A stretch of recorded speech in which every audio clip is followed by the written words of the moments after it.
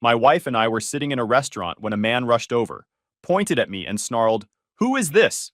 My wife froze. Sup, Reddit. Name's Damien, 34 male, 6 years of marriage, and I thought I had it all figured out. Turns out my wife had been living a double life and clowning me behind my back. Grab some popcorn and enjoy the shit show. I remember checking my watch, wondering if the waiter forgot about our appetizers. 8 p.m. on a Saturday night, our 6th wedding anniversary. Catherine had picked the restaurant, some overpriced place downtown. She said she wanted somewhere special. Let me tell you about my wife. Catherine was the kind of woman who thought the world owed her something. Beautiful, sure. High cheekbones, perfect hair, a smile that could get her whatever she wanted. But underneath all that, she was always doing the math on what everyone could do for her.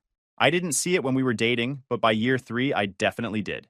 By year 6, I just accepted it as the cost of keeping the peace. That was my first mistake. The second was thinking the peace was worth keeping. I'm a plumber. I own my own business, 12 employees, and contracts with 3 property management companies across the city. Not glamorous work, but I'd built something real from nothing. Started with a van and a wrench. Now I've got an office, a warehouse, and a reputation that keeps the phone ringing. Catherine never missed a chance to remind people at parties that her husband fixed toilets for a living. She'd laugh like it was a joke, then change the subject to something that made her look better. It was never a joke. The restaurant was packed that night. Couples everywhere. First dates and anniversaries and the occasional awkward business dinner. She was being extra charming. Kept touching my hand across the table, laughing at things that weren't funny, complimenting my shirt like she hadn't seen it 100 times before. She was nervous. That's when I noticed movement from across the room. A guy heading straight toward us. Tall, athletic build, dark hair. He wasn't scanning for an empty table. He was locked onto us, coming right at our table with an expression that said someone was about to have a very bad night. He stopped right next to us and pointed his finger directly at me. His voice was loud enough that the surrounding tables went quiet. "Who is this, Catherine?" I looked at my wife, expecting her to laugh it off. But she didn't laugh. She didn't say anything. Her face went white. Her hand started trembling. The silence stretched. 3 seconds. 5 seconds. Felt like forever. I turned back to the guy, made direct eye contact, and something passed between us. His eyes flicked to Catherine's frozen face, registered her obvious guilt, then came back to me. I watched him do the math. He blinked, took a half step back. His posture shifted. "Oh man, my bad," he said, his voice completely different now. Casual, embarrassed. "I thought she was someone else. You two look just like... Never mind. Wrong couple. Sorry about that. Enjoy your dinner." Smooth. He gave me the slightest nod, barely noticeable, something Catherine couldn't have seen from her angle, and turned away. Walked back across the restaurant like nothing had happened. Catherine let out this huge breath. Her color slowly returned. "That was so weird," she said, her voice a little too high. "Must have mistaken me for someone. People say I have one of those faces. Crazy, right?" "Crazy," I agreed. But I was already thinking. That guy knew her name. He'd said Catherine, clear as day. He knew exactly who she was. And the way she'd frozen told me everything her mouth was too smart to admit. We finished dinner. Catherine relaxed as the evening went on, probably convincing herself that I'd bought the mistaken identity story. She ordered dessert, talked about wanting to redo the master bathroom, and mentioned something about her sister Daphne coming to visit next weekend. Normal stuff.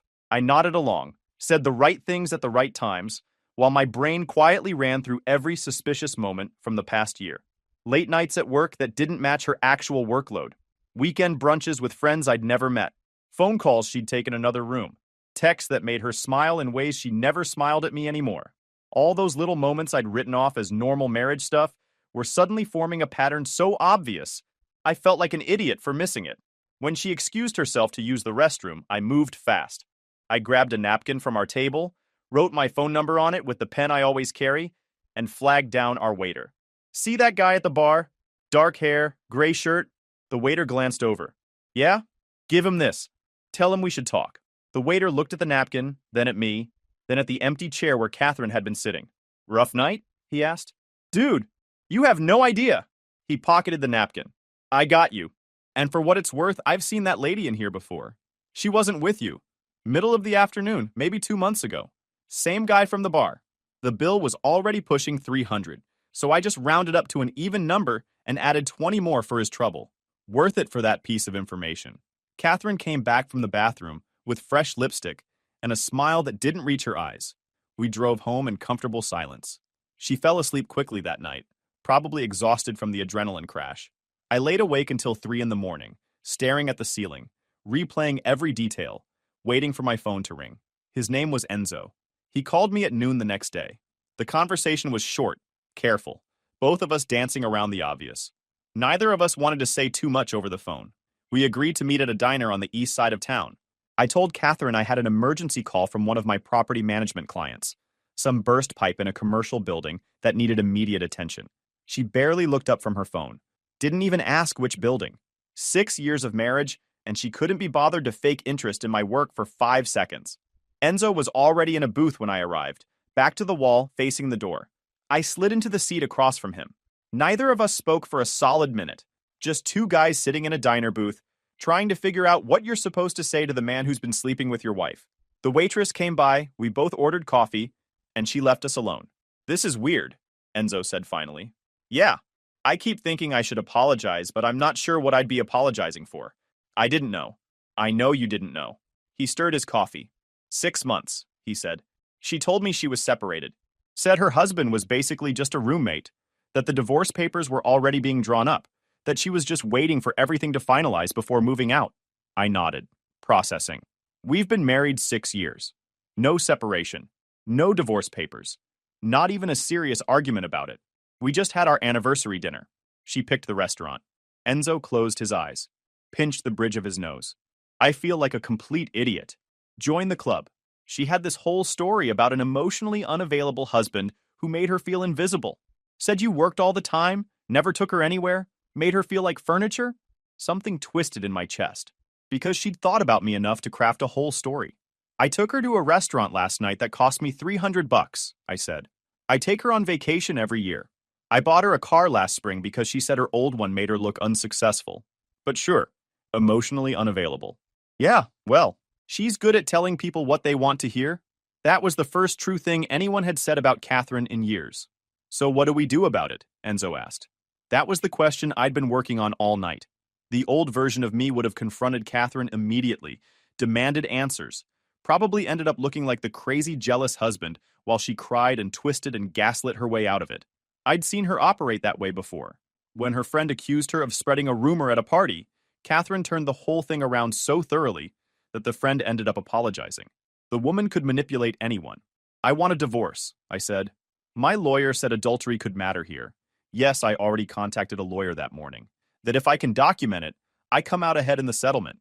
If it's just my word against hers, she's got a 50-50 shot and a lifetime of practice making herself look like the victim. And you want my help.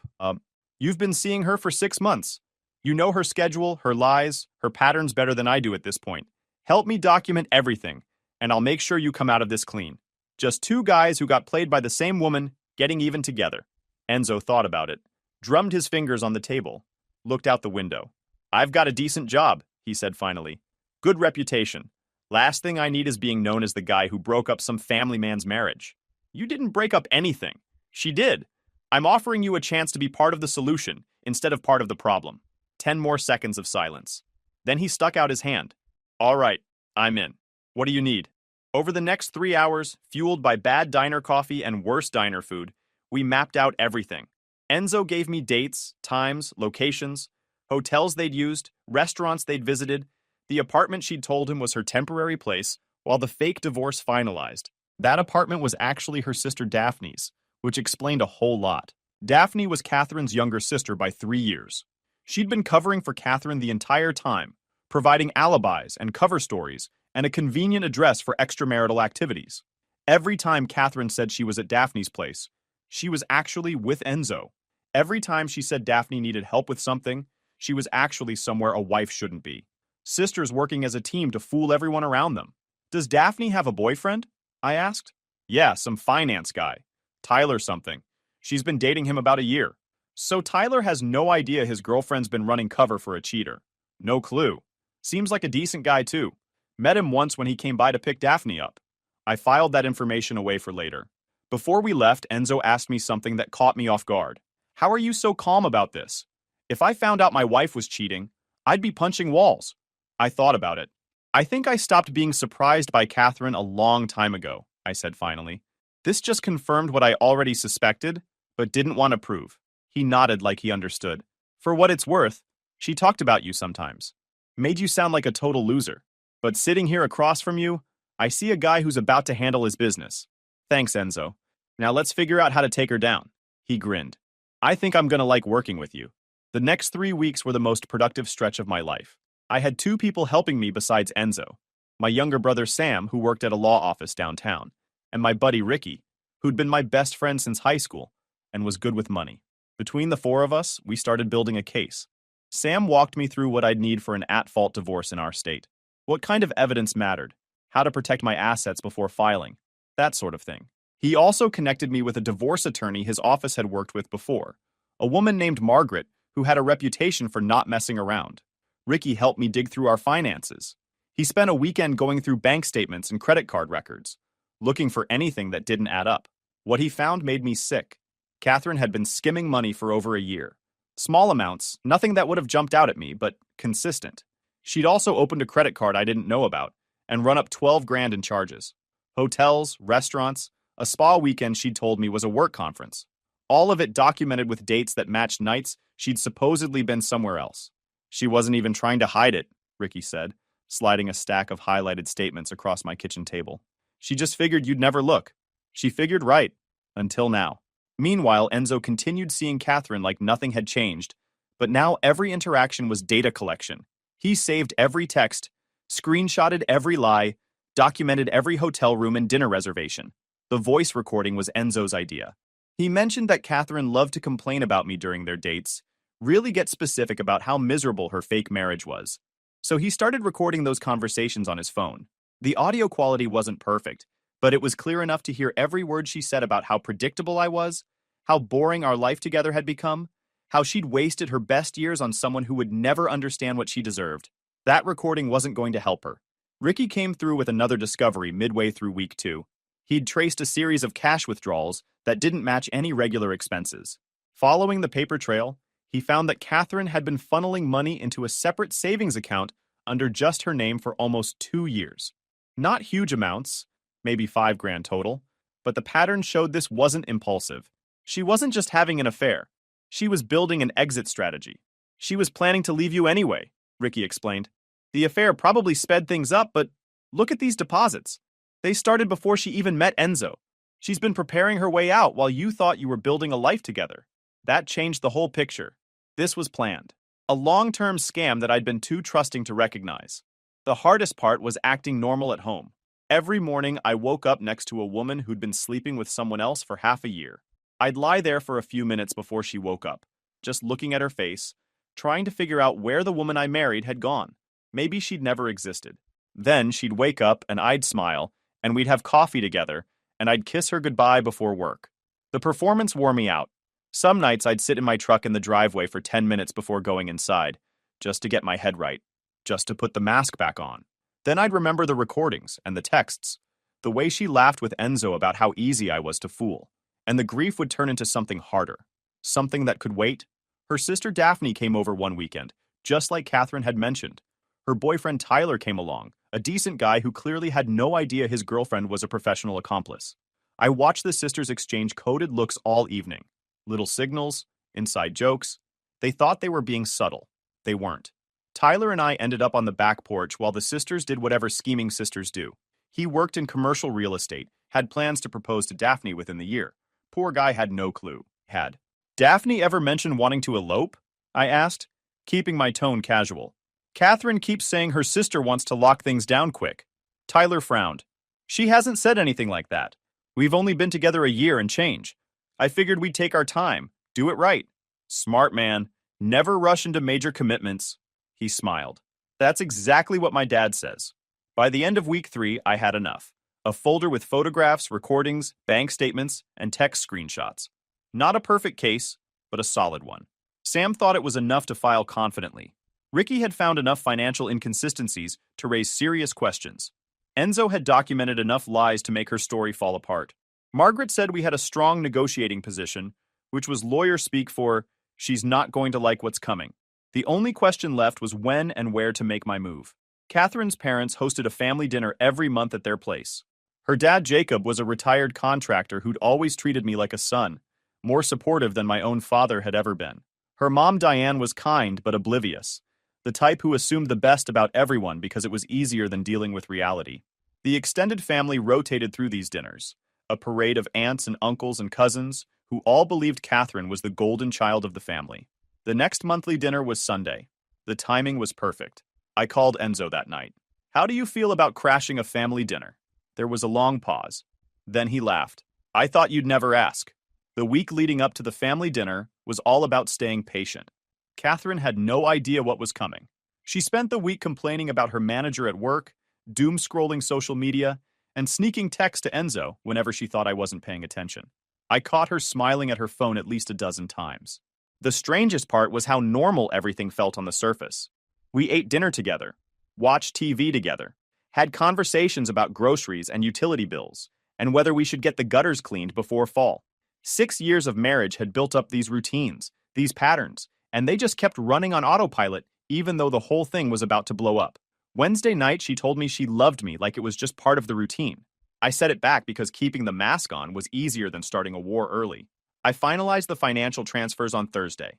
Ricky had helped me set up a new account at a different bank, one where Catherine's name appeared nowhere. Everything I could legally move went there.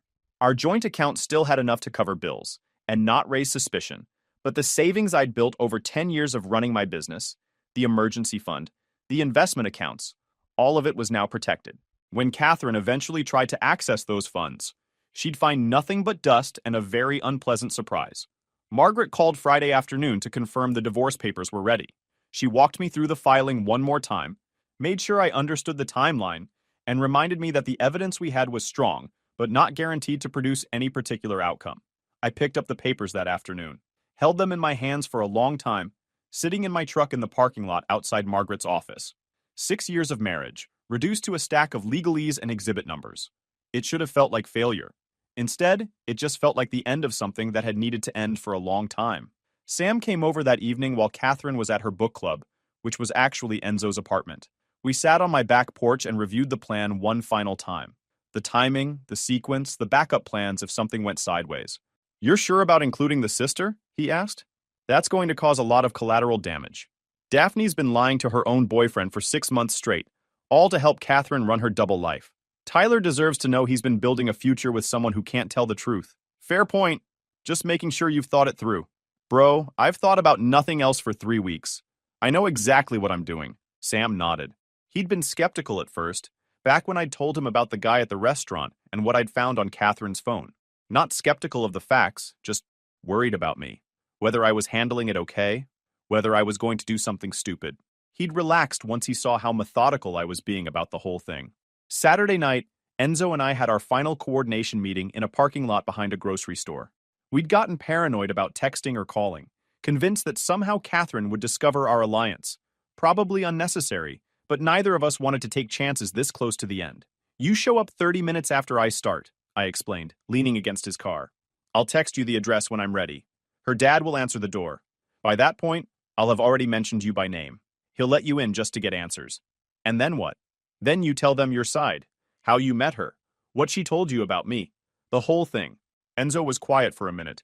"This is gonna blow up her whole life." "Yeah. You okay with that?" I thought about it. She's been living a lie for 6 months. Probably longer based on what Ricky found. She's been taking my money, using my trust, building an exit plan, while I thought we were building a marriage. So yeah, I'm okay with it. He nodded slowly. "All right then. 30 minutes after your text."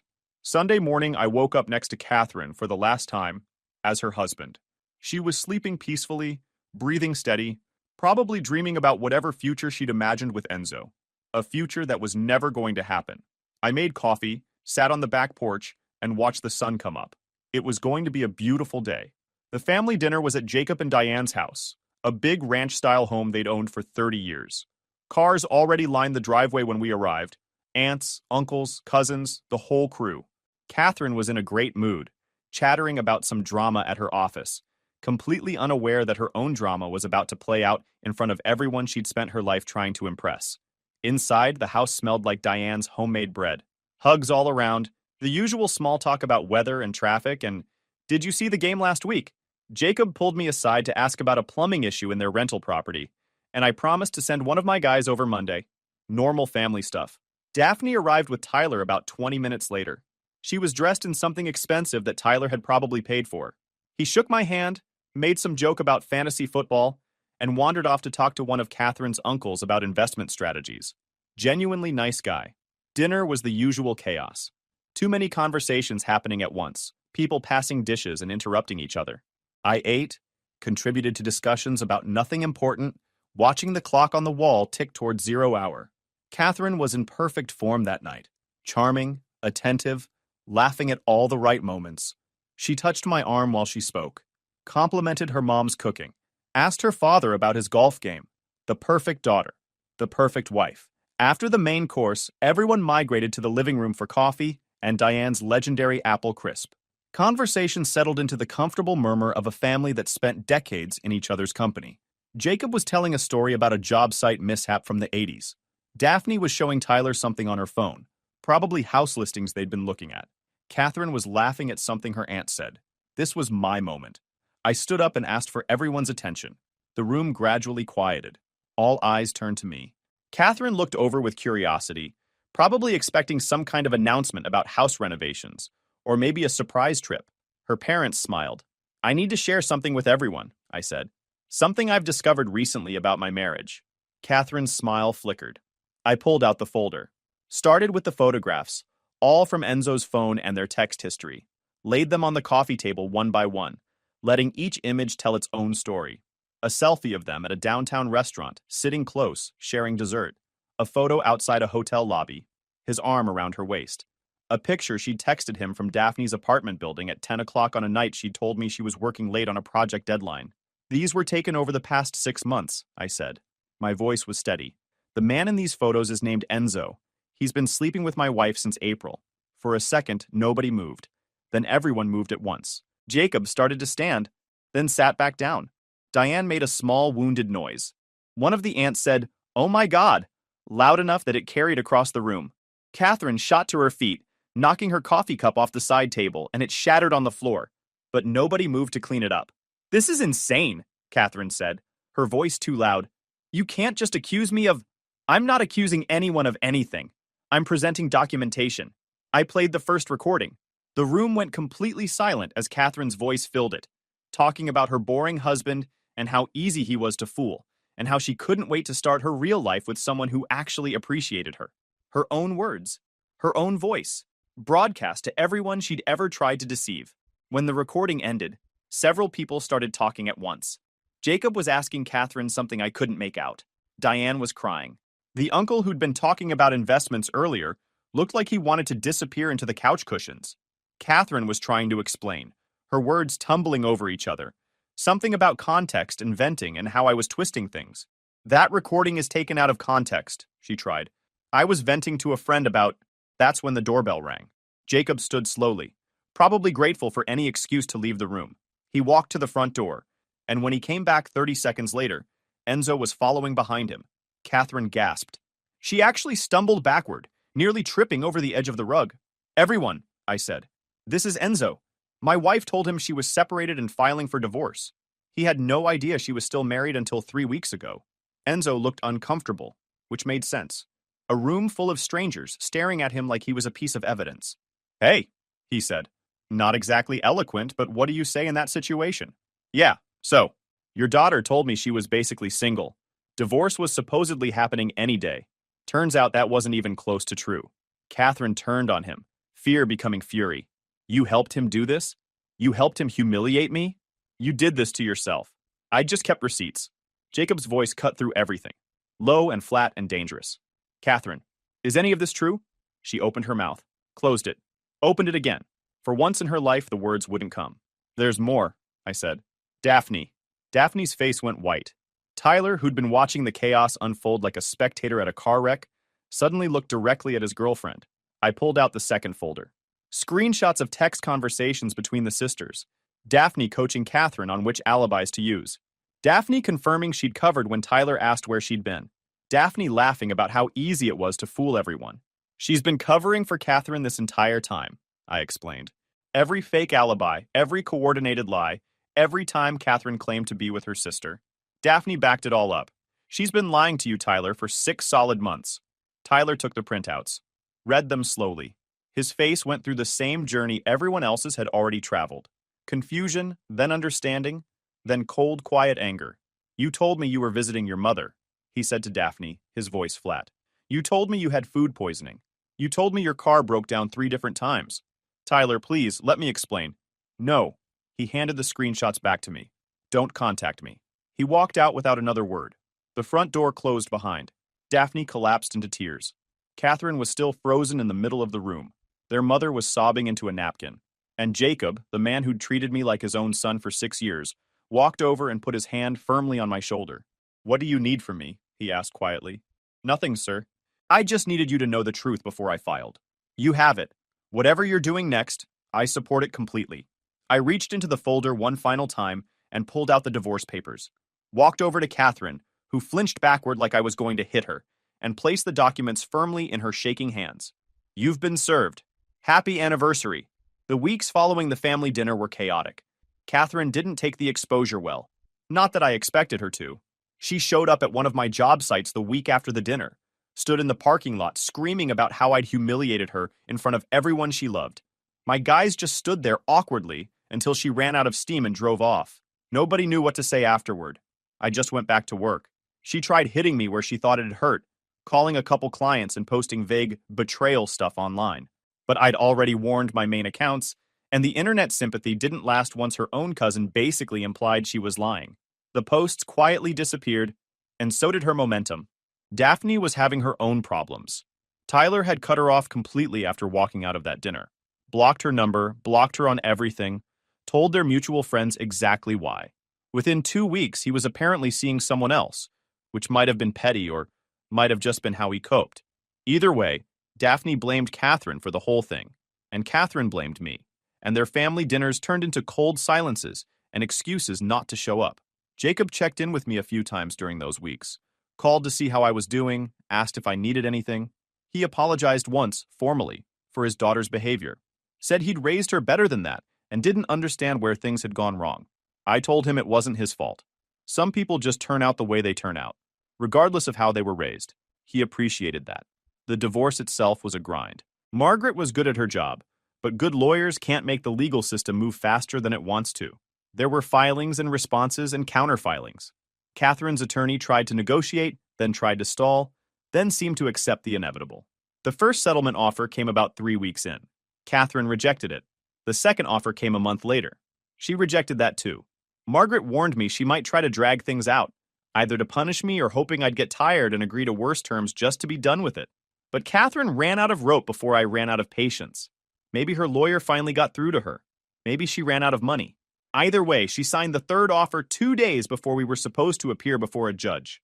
The terms weren't perfect, but they were fair given the circumstances.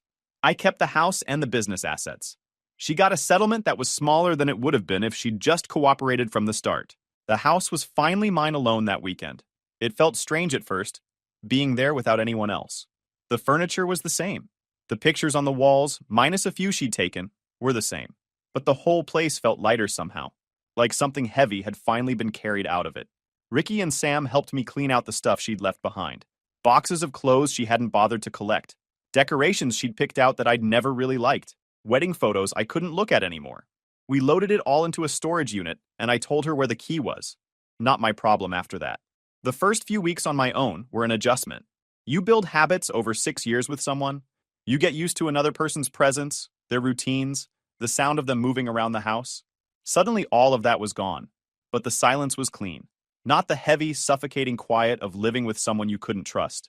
Just ordinary alone, the kind that's actually peaceful once you stop fighting it. 3 months after the divorce finalized, life had settled into something almost normal. I was at a sports grill with the crew, watching a playoff game on the big screens. Enzo had become a regular by then. What started as a necessary alliance had turned into actual friendship. He got along with Sam and Ricky, and none of us felt weird about how we'd all met anymore. We were in our usual booth, wings on the table, arguing about a call the ref had blown, when Ricky elbowed me and nodded toward the door. Catherine had just walked in. She spotted me almost immediately. stood there for a second like she was working up the nerve, then started walking over. She looked rough, tired around the eyes, wearing the kind of fake confidence that fools nobody. She stopped at our table, saw Enzo sitting next to me. Her face did something complicated. I need to talk to you. So talk. In private. This is fine. She stood there, caught between leaving and saying whatever she'd come to say. The table had gone quiet. Even the game seemed to fade into background noise. I made mistakes, she finally said. I know that. But 6 years has to count for something. We could try again. I've been thinking about it. And I really think we could. No. You didn't even let me finish. Didn't need to. The answer's no. Her expression shifted. That old flash of anger I remembered from every argument we'd ever had. You're really gonna sit there with him, she gestured at Enzo, and act like you're the victim here? Like you didn't blow up my entire life? Enzo just shrugged. You told me you were getting divorced. Turns out that was a lie. Seems like you blew up your own life? That was all he said. One line, delivered flat, and then he went back to his wings like she wasn't worth the effort. It hit harder than any insult could have. Catherine's voice went up. You're all sitting here judging me? You have no idea what I went through in that marriage. You have no idea. Ma'am, the manager had appeared out of nowhere. Big guy. Looked like he'd dealt with rowdier crowds than this one. You're gonna need to keep it down or step outside. I'm having a conversation with my... You're making a scene. Take it outside or I'll walk you out myself. The whole place was watching now. That specific quiet where everyone's pretending not to stare. Catherine looked around, realized she'd lost whatever audience she thought she had, and something in her just deflated. This isn't over, she said to me, but there was nothing behind it. She turned and walked out. The manager watched her go, nodded at our table like sorry about that, and went back to work. For a few seconds, nobody said anything. Then Ricky let out a breath. Well, that was something. That was awkward is what it was, Sam said. You good? I was, actually. Seeing her like that, desperate and flailing and completely out of moves, I thought I'd feel something. Satisfaction, maybe? Or guilt? But I just felt tired of the whole thing. Yeah, I'm good. The game came back into focus. Someone on screen made a play worth arguing about. Enzo said something about the spread. Ricky flagged down the waitress for more wings. And just like that, we were back to normal. Wings and bad calls and the kind of easy conversation you have with people who actually have your back. Catherine was probably driving home right now, replaying the whole thing in her head, figuring out who to blame.